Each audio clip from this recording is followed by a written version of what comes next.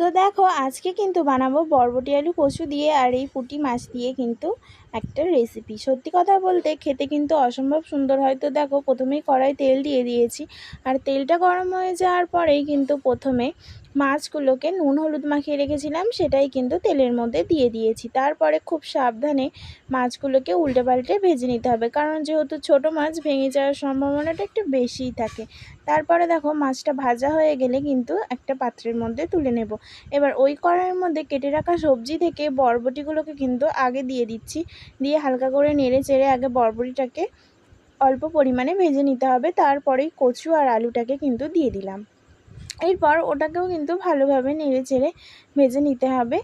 তো দেখো ভাজা হয়ে গেছে, তো আমি কিন্তু তুলেও নিলাম। তো তারপরে ওই কড়াইয়ের মধ্যে দিয়ে দেব কিছুটা পরিমাণে তেল। তেলটা গরম হয়ে গেলেই ওর মধ্যে দিয়ে দেব একটা বড় সাইজের পেঁয়াজ আর দিয়ে দিচ্ছি রসুন বাটা। পেঁয়াজটা হালকা ভাজা হওয়ার পর কিন্তু রসুনটা দিয়েছি। তারপরে দেখো ওটা রসুনটাও হালকা ভাজা হয়ে যাওয়ার পর টমেটো দিয়েছি। টমেটোটা নেড়ে চেড়ে অল্প পরিমাণে নুন দিয়েছি, ওটাকেও ভালোভাবে ভেজে নিয়েছি। তারপর কিন্তু আদা দিয়েছি, তারপরে দিলাম এখন হলুদ গুঁড়ো লঙ্কা গুঁড়ো দিয়ে ভালোভাবে কিন্তু মশলাটাকে কষিয়ে নেব। দেখো মশলাটা কিন্তু কষানো প্রায় কমপ্লিট হয়ে গেছে। তেল ছেড়ে দিলে ভেজে রাখা সবজিগুলোকে কিন্তু ওর মধ্যে দিয়ে দিচ্ছি। তারপরে নেড়ে চেড়ে ভালোভাবে মশলাটাকে কষিয়ে ওর মধ্যে পরিমাণ মতো জল ঢেলে দিতে হবে। এতটা পরিমাণে জল ঢালবে যাতে কচু আলু আর বরবটিগুলো যেন সিদ্ধ হয়ে যায়। তারপরে দেখো কিছুক্ষণ পর ঢাকনা খুলে দেখে নিলাম, তো ফুটে গেছে। তো এরপর ওর মধ্যে ভেজে রাখা মাছগুলোকেও কিন্তু দিয়ে দেব।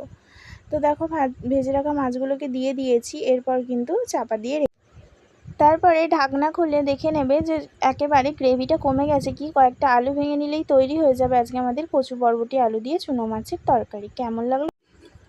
তো দেখো আজকে কিন্তু বানাবো বরবটি আলু কচু দিয়ে আর এই পুঁটি মাছ দিয়ে কিন্তু একটা রেসিপি। সত্যি কথা বলতে খেতে কিন্তু অসম্ভব সুন্দর হয়। তো দেখো প্রথমেই কড়াই তেল দিয়ে দিয়েছি, আর তেলটা গরম হয়ে যাওয়ার পরেই কিন্তু প্রথমে মাছগুলোকে নুন হলুদ মাখিয়ে রেখেছিলাম সেটাই কিন্তু তেলের মধ্যে দিয়ে দিয়েছি। তারপরে খুব সাবধানে মাছগুলোকে উল্টে পাল্টে ভেজে নিতে হবে, কারণ যেহেতু ছোট মাছ ভেঙে যাওয়ার সম্ভাবনাটা একটু বেশিই থাকে।